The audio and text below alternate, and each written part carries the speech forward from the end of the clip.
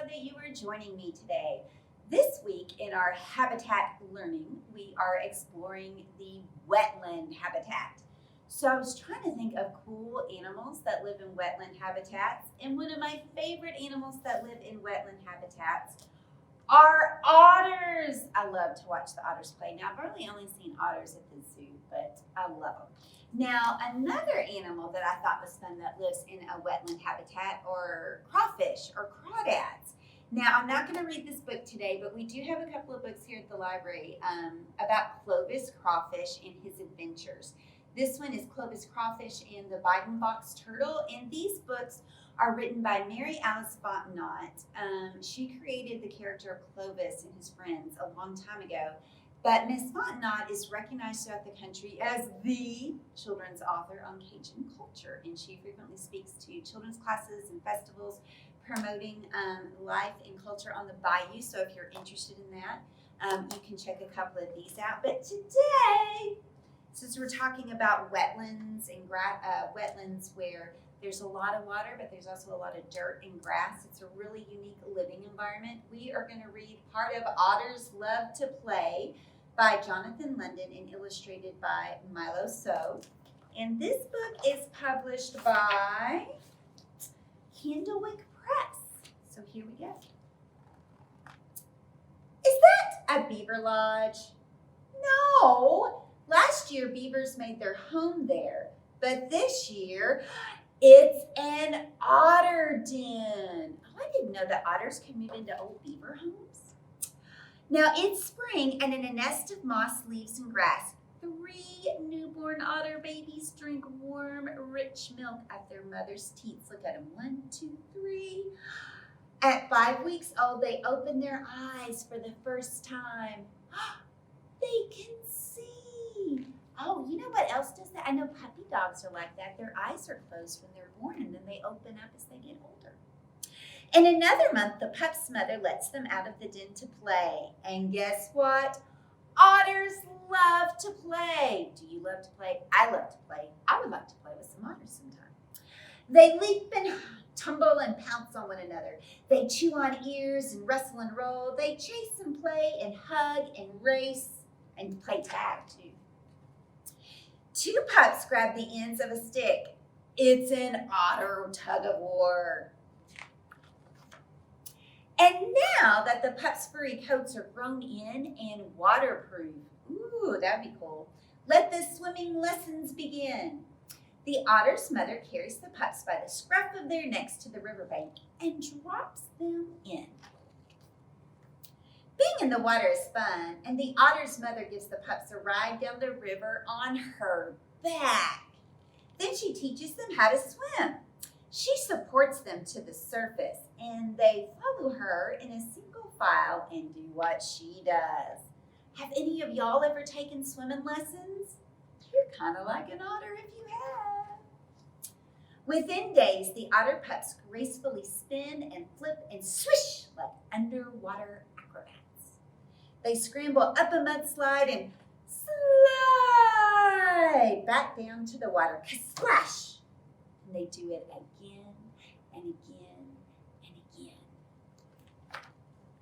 By the end of summer, the otter's mother has taught the pups how to catch small fish with their sharp teeth and poke among the rocks and in the mud for frogs, crayfish, turtles, and snakes. I guess they eat all of those things. Now the leaves turn color and start to fall, and already the otter pups are almost full grown. The otters jump into a pile of fallen leaves, and one of them pops up with a pebble. He rolls on his back and juggles the pebble between his 2 front paws. The days grow shorter, the nights grow longer, and one day winter blows in with a blast of white. What is all that white stuff? Yeah, it's snow. But winter doesn't slow otters down. The pup's fur is thick and warm, and it's playtime again. Do you like to play in the snow? I like to play in the snow too. The pups belly slide down a snowbank. But wait! What's that? Something's waiting. Something's watching. It's a fox!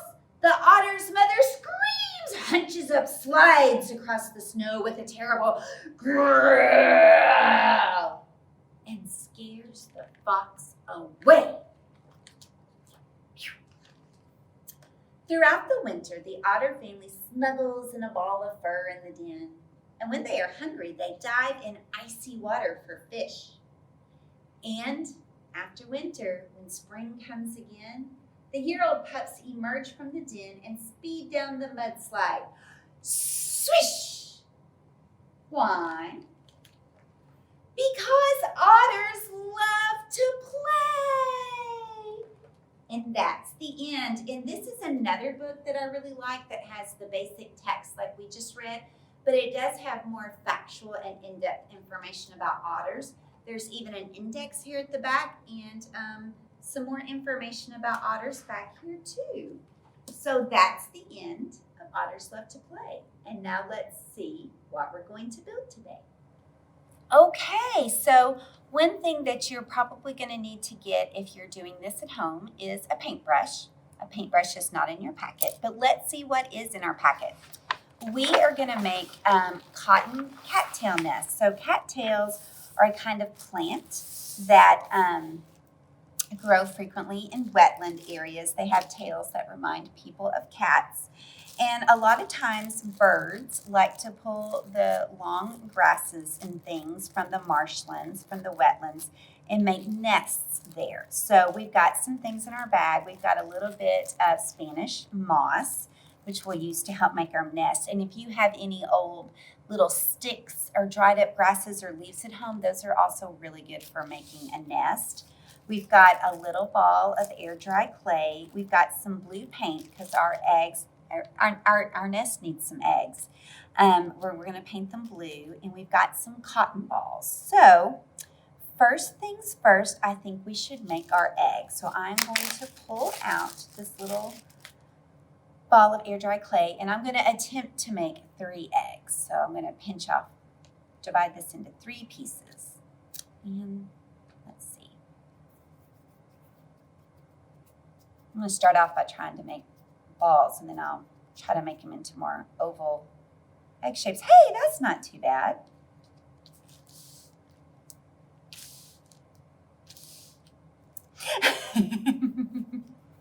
Miss Amanda's helping me keep my stuff where you can see it. She is a good helper.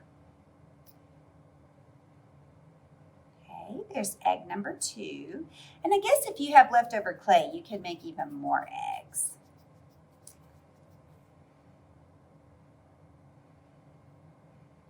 I'm just going to make 3. And now I'm going to get out my blue paint. And I'm going to paint them.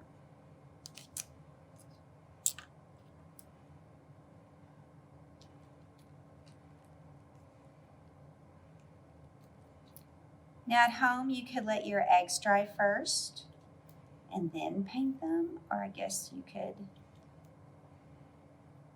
paint half of one and let it dry and then turn it over and paint the other half. And in the interest of time in filming this, I'm probably just going to paint the top or one half.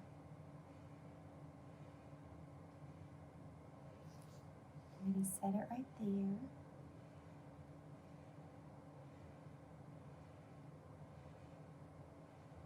Oh, I just love that color of blue. Blue is my favorite color. I know a lot of times you guys ask me what my favorite color is. My second favorite color is green.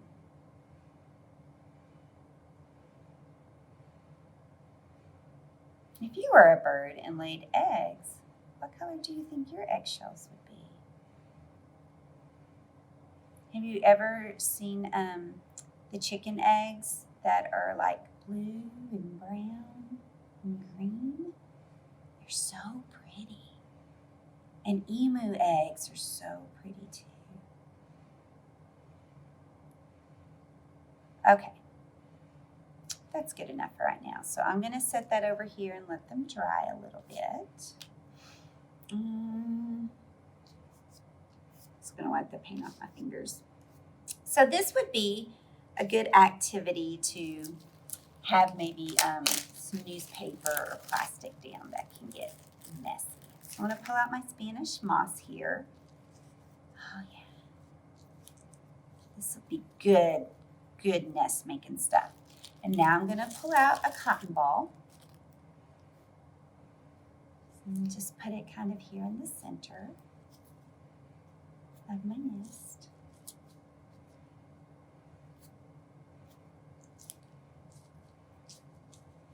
Okay, good. Now I am done with that.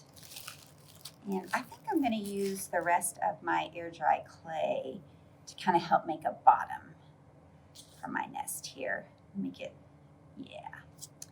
kind of make a little foundation for it. And then now if I were at home, I would totally let those dry.